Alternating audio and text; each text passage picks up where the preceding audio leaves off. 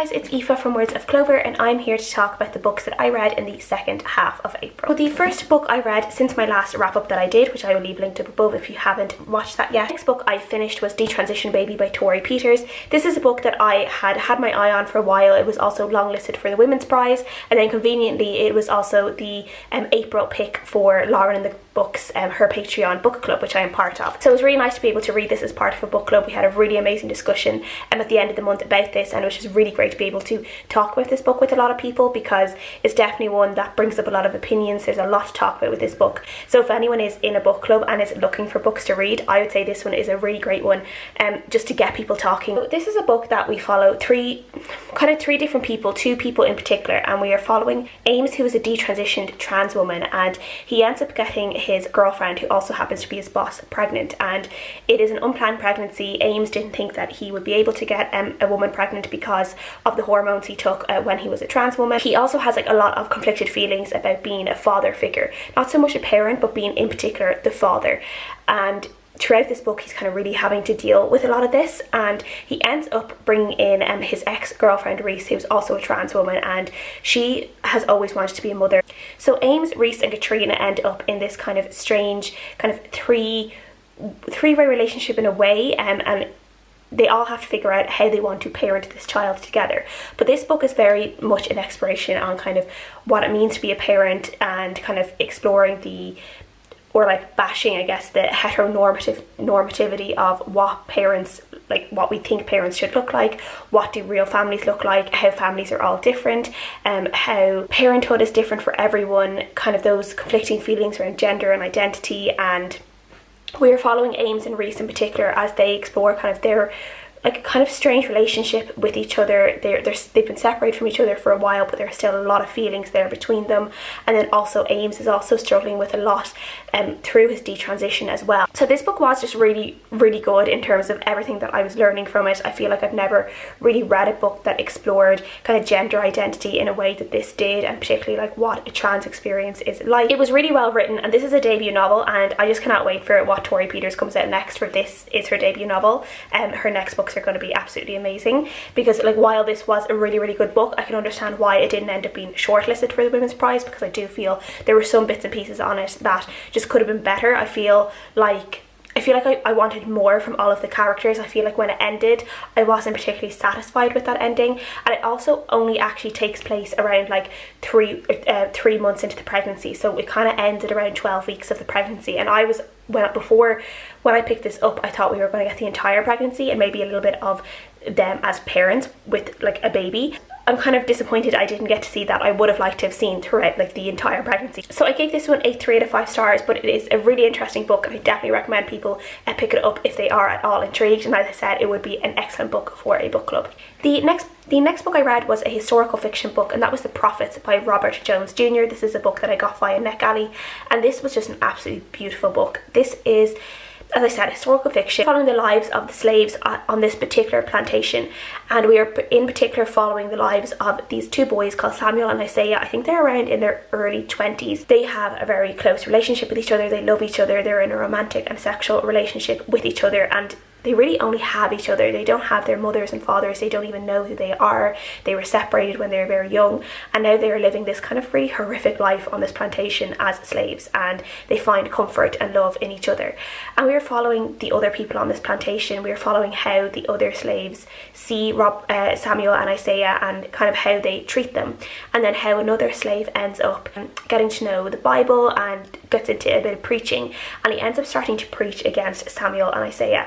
And we see how the other people on the plantation, their behaviour starts to turn against the two of them, and the book is really just centred around Samuel and Isaiah and the people that kind of are in and out of their lives, and the people who are on the plantation as well, slaves and the owners and the owner's son. And we see how they're exploited in every way like imaginable. But the book itself is just beautiful. The writing is absolutely stunning. The relationship is just gorgeous, and there's so much pain and torture in this book because it's set on this plantation, and a lot of the characters that you're following are slaves. They go through like literally everything. There would be like content warnings for everything in this book, and they do not have nice lives. And through all of that like pain and suffering, you see this beautiful thing emerge, which is the love between Samuel and Isaiah.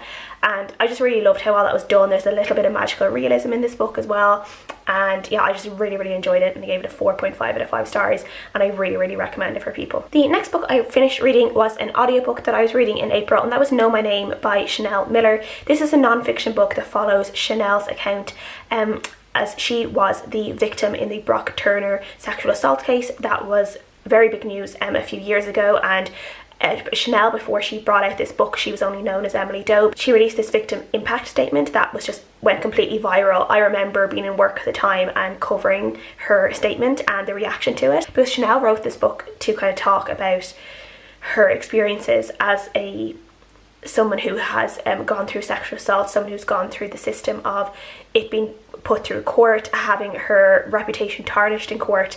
And it was just such an eye-opening book, and it's a book that makes you really sad, and also a book that makes you very angry, but also a book that, like, the amount of respect and wonder I felt at Chanel, the way she was able to bring her story across and the way she was able to narrate her story was just absolutely amazing.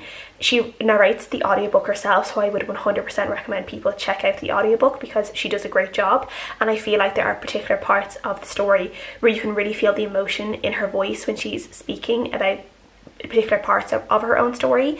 The story starts the morning she wakes up in the hospital, and then it ends a few years later. But just seeing the whole experience through her eyes and seeing everything that she went through as someone who was a victim but also someone who was anonymous, and so seeing what people were saying about her, and even people who she knew, seeing how people discussed the case without actually knowing that she was the person in the centre of it, was just, yeah, it was just kind of a really kind of one of a kind book, I think, in its way. And yeah, she's just amazing. There were some parts of this that really made like a lump like in my throat. I felt very emotional at different parts of the book when she was talking about her experiences. Like the first time she told her mum and dad what had happened, when she's in the hospital, like she at the point where she doesn't even know what had happened to her. She didn't even know that she was sexually assaulted until she read it in like a newspaper report. But when she's in the hospital and she doesn't know what had happened to her, she starts worrying about how she's going to pay for it. And I just, again, like as someone who doesn't really have to worry about that in my country when it comes to hospital fees, that's just like, it just is stunning, and it's just really upsetting for me as well to read that and see that's one of the first things that she was thinking about. At the end of this book as well, she also reads her victim impact statement that went viral, and there's actually a moment in that where she does break down a bit and she's like crying while reading the statement, and it is just so impactful. There's so much strength and there's so much emotion in it, and there's just a lot of feelings when you're reading this book, but I cannot recommend it enough. 5 out of 5 stars. It was just phenomenal. After that, I read a mystery thriller book called The Herd by Andrea Bartz. This is a really random book that I just saw on my library account, and I just picked it up, and I was kind of intrigued by the cover. This is about a woman who is a journalist, and I think it's in New York that she's gone to. She is trying to become a part of this kind of co-working space, networking space called The Herd, and her sister is best friends with The Herd's CEO, very well known in the media, and she's kind of one of these like powerhouse women, these like real like girl bosses, where has created this space for women and marginalized genders to be able to work and like network, and it's supposed to be this like amazing workplace. But there's also, you know, a lot of secrets behind closed doors, and there's like not everything is really as it seems. And the CEO ends up disappearing. Her 2 friends and the friend's sister kind of have to gang together, and they end up trying to figure out what actually happened to this woman, and is she disappeared, has something more sinister happened, and they start kind of talking about things that happened in their past that could be related to this disappearance now. This was like just okay for me. It wasn't anything like really exciting. I really liked some of the explorations around this kind of co-working space and all the like kind of the do's and don'ts, the highs and lows of what this type of space, if it was there in real life, what it would entail, how it could be bad and good in equal measure. And then also I really enjoyed how you saw kind of social media in a way, but also because this woman, I think her name was Ellen, because she was this really high powered CEO, she was someone who was kind of the head of this like feminist workspace, and the hate she got online mostly from men, and how that hate was targeted towards her and these like cohort of men who just really hated her just because she was a woman in power. That was yeah, I really liked how that was put in, because I think that is very, very realistic and we see it happen all the time. The mystery and thriller aspect I don't think was particularly great. It was fine. It didn't really surprise me in any way, and yeah, I gave it a 3 out of 5 stars. It was like a fine book to read, but it wouldn't be one I'd be shouting from the rooftops. The book I read after that was also an audiobook. It was an audiobook that I read really, really fast, and I received it via NetGalley, and that was A Therapist by B.A. Paris. B.A. Paris is one of my favourite authors. I've read all of her books at this stage. I've had a lot of highs, a couple of duds with her, but majority of her books I've really, really loved, and this one was actually no exception. This is more of like, I guess, a suspense novel more so than a thriller. And we are following a woman called Alice who has just moved into this kind of really kind of small, enclosed like housing estate in London. It's in this almost like circle of houses, and all the houses look out onto this courtyard, and they're all kind of together, and all the neighbours know each other and are friends and socialise together.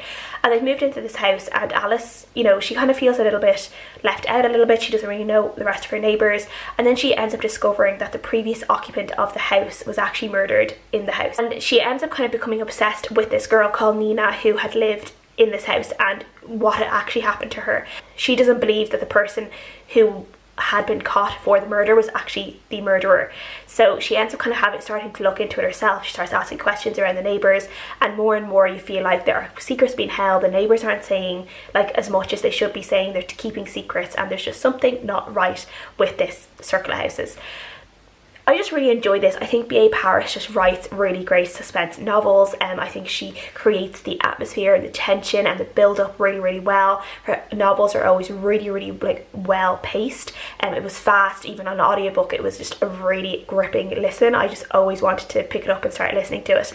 I was like, you know, washing the dishes and putting it on, because I wanted to take time to be able to read my audiobook, which is always a great sign. I did like the twists and turns in this. I liked how it all like wrapped up. I don't think it's like the best B.A. Paris book, but I definitely think it's one of her like really like middle to her high books in terms of how I enjoyed it anyway. I don't think this would be a suspense novel for everyone, because it's not extremely action packed or twists and turns. It's literally this woman living in her house and trying to piece together a mystery. So yeah, B.A. Paris is always a read author for me. I always enjoy her books, and I always know that she's going to deliver a really interesting thriller or suspense novel. I gave this one a 4 out of 5 stars. And the last book I read was The Road Trip by Beth O'Leary. This is an art copy that I received from Hachette Ireland. It's basically kind of what you'd expect. It is a book about a road trip. We are following two characters called Dylan and Addie, who a couple of years previously had broken up, and they end up basically, Dylan ends up kind of rear-ending Addie's car on the way to their friend's wedding,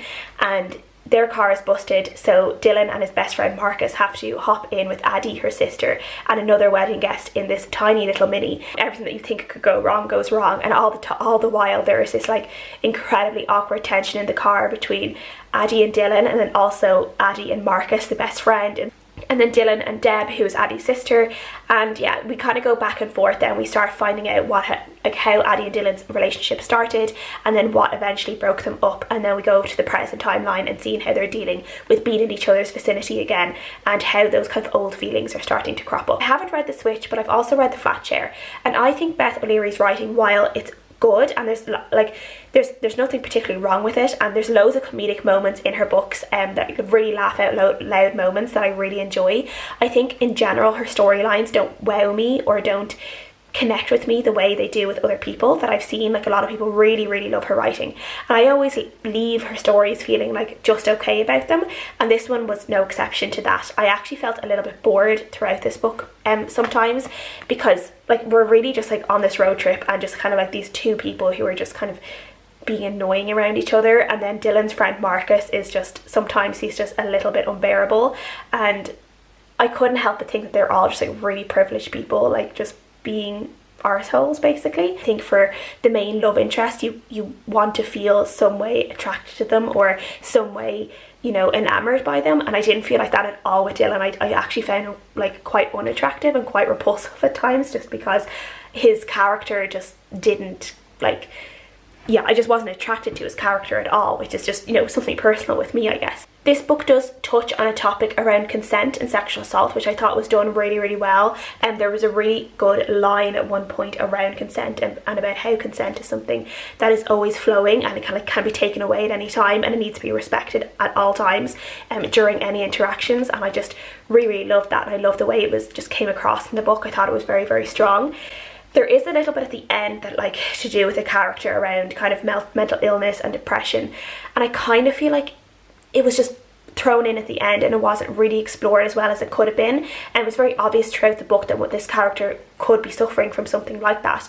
Actually, two characters are suffering from like two kind of different, like I wouldn't say different types of mental illness, but they're both people who should be going to regular therapy and seeing people and talking to things and possibly getting medication. And I feel like it was all kind of thrown in at the end and wasn't really explored that well. And I would have liked just to it have maybe been explored for like earlier on in the book, so we got a little bit more around that recovery journey. And yeah, so I felt a little bit disappointed by that. Yeah, I just wasn't like as mad about this book as I think other people were, but yeah, it was just fine. I gave it a 2.5 out of 5 stars because I did feel that little bit disappointed with it. But I do think my review will probably be the minority. I think a lot of people will really, really like this. So yeah, I wouldn't dissuade you from picking it up. It just didn't click with me the way I thought it would. So those are all the books that I read in April. Thank you guys so much for watching, and I'll see you guys again next time. Bye.